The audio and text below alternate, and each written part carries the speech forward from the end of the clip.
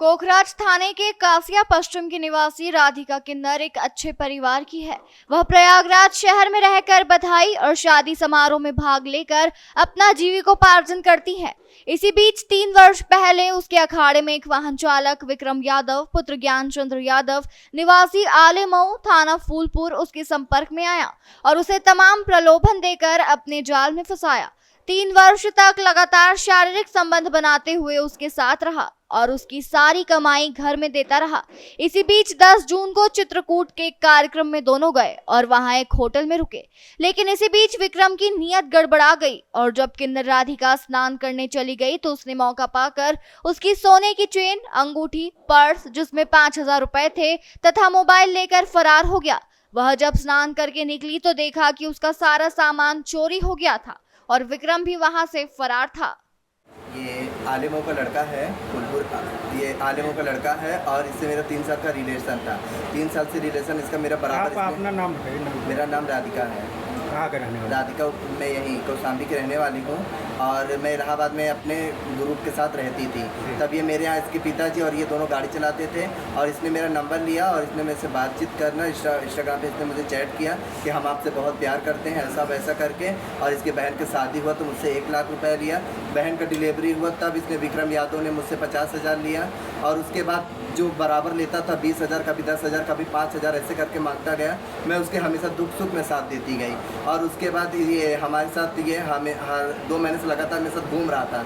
जहाँ हूँ वहाँ मेरे साथ घूम रहा था, जहाँ कहता था वहाँ इसको मैं लेके गई। ये चित्रकूट ये कांताना स्वामी होटल में अवतार होटल के मेरे साथ ये रुका हुआ था।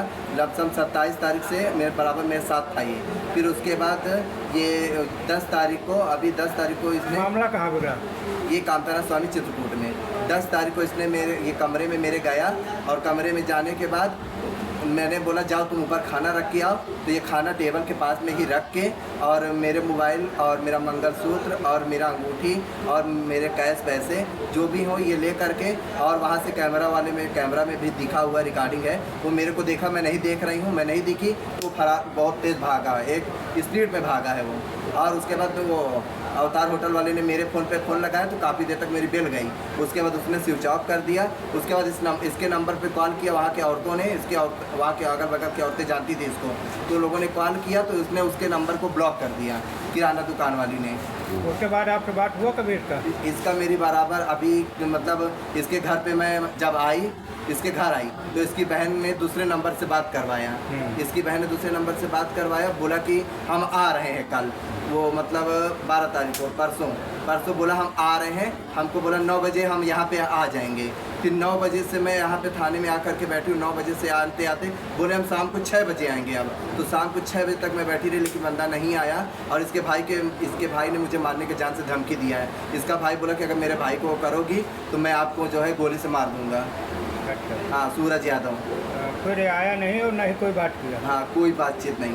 कल भी मैंने फ़ोन लगाया, इसके नंबर पे काफ़ी देर तक घंटी गई, उसके बाद इसने फिर फ़ोन ऑफ कर दिया।